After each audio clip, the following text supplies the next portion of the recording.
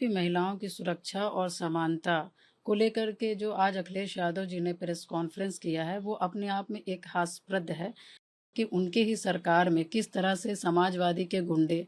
जो स्कूल जाती लड़कियां रहती थीं, जो युवतियां रहती थीं, उन्हें किस तरह से परेशान किया जाता था, किस तरह से घेरा जाता था और किस तरह से उनके साथ छेड़खानी की जाती थी। ये महिला का जो कार्ड खेला जा रहा है चुनाव को लेकर के, तो मैं यही कह सकती हूँ कि हमारी जो उत्तर प्रदेश की महिलाएं हैं और जो समाजवादी की जो सरकार में जिस तरह से महिलाओं के ऊपर अत्याचार हुआ है, वो उत्तर प्रदेश की बहन बेटी माताएं भूल नहीं पाई हैं। जो अखिलेश यादव जी अपने महिला प्रवक्ता का जो सुरक्षा नहीं कर सकते, अपने कार्यकर्ताओं से नहीं कर सकते, तो वो उत्तर प्रदेश की महिलाओं के लिए क्या ही कर पाएंगे। महिलाओं की सुरक्षा और समानता को लेकर के जो आज अखिलेश यादव जी ने प्रेस कॉन्फ्रेंस किया है, वो अपने आप में एक हास्यप्रद है। अखिलेश यादव जी किस मुंह से महिला का सम्मान और सुरक्षा की बात कर रहे हैं। उन्हें अच्छी तरह से याद होना चाहिए कि उनके ही सरकार में किस तरह से समाजवादी के गुंडे जो स्कूल जाती लड़कियां रहती थीं, जो युवतियां रहती थीं, उन्हें किस तरह से परेशान किया जाता था, किस तरह से घेरा जाता था और किस तरह से उनके साथ छेड़खानी की जाती थी। आज भी उत्तर प्रदेश में वो बच्चियां और वो महिलाएं वो जान रही हैं, समझ रही हैं और अच्छी तरह से भली भांति जान रही हैं। तो इसलिए मैं कहना चाहती हूँ कि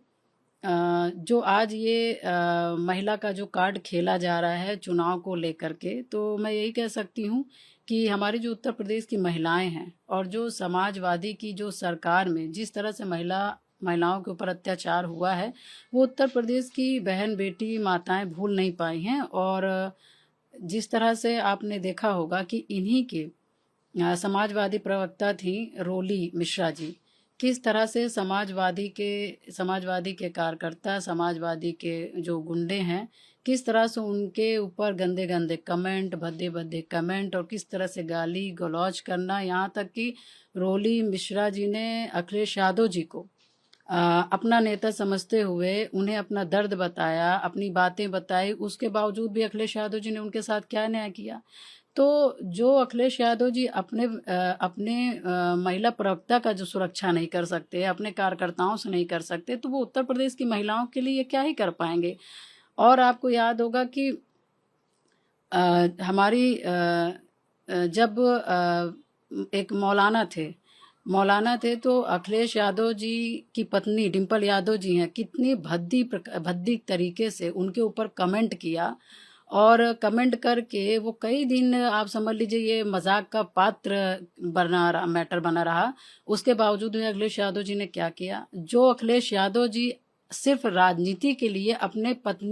पत्नी का जब अपमान का बदला नहीं ले सकते हैं, वो उत्तर प्रदेश की महिलाओं का क्या लेंगी या उत्तर प्रदेश की बेटियों के लिए क्या बोलेंगे। और उससे भी बड़ी बात, एक दलित समाज की हमारी उत्तर प्रदेश की मुख्यमंत्री थी मायावती जी, किस तरह से गेस्ट हाउस वाला कांड हुआ और किस तरह से समाजवादी के लोगों ने एक दलित मुख्यमंत्री जो थी हमारी बहन कुमारी मायावती जी, उनके ऊपर किस तरह का उनके ऊपर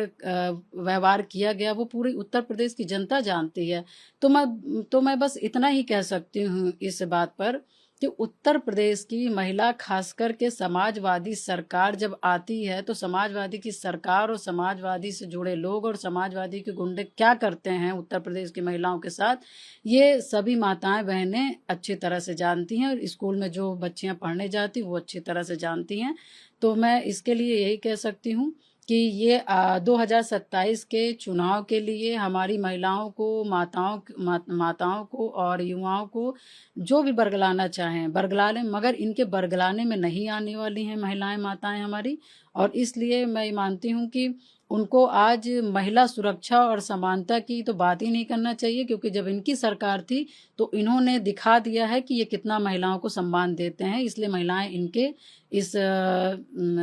जाल में नहीं फंसने वाली या इस जाल पे नहीं वो करने वाली। और आपका 2027 में आने वाले चुनाव के ऊपर क्या कहना है?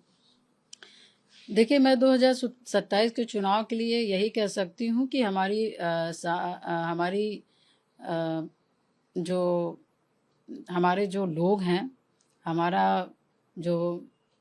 बीजेपी के जो हमारे कार्यकर्ता हैं, बीजेपी का हमारा जो संगठन है, जो भारतीय जनता पार्टी के जो लोग हैं, वो बहुत मेहनत कर रहे हैं। और आप अच्छी तरह से सभी लोग जानते हैं कि भारतीय जनता पार्टी के नेता से लेकर के, कार्यकर्ता से लेकर के सभी लोग 24 घंटा काम करने वाले हैं, संघर्ष करने वाले हैं। और इन्हीं नीति के साथ हम सभी लोग 2027 के चुनाव में उतरने वाले हैं। और क्योंकि जब से डबल इंजन की सरकार आई है देश में, माननीय प्रधानमंत्री जी की, मोदी जी की, और उत्तर प्रदेश में योगी जी की, तो कहीं ना कहीं आपने देखा होगा कि हर योजनाएं घर तक जा रही हैं, चाहे वो महिलाओं का हो, चाहे वो युवाओं का हो, चाहे वो बुजुर्ग का हो, चाहे वो विकास से जुड़ी सड़कें और नाली हो, जो भी हो। हर योजनाएं गरीबों से जुड़ी हुई है, उनके लाभ के लिए है। और हर योजना हर व्यक्ति के तक पहुंचने का काम हो रहा है। तो इसलिए मैं कह सकती हूँ कि उत्तर प्रदेश की जनता भी कहीं ना कहीं ये विचार बना करके बैठी है कि हम सभी लोग तीसरी बार भाजपा की सरकार बनाने वाले हैं और माननीय योगी जी को तीसरी बार मुख्यमंत्री की कुर्सी में बना करके बैठाने वाले हैं।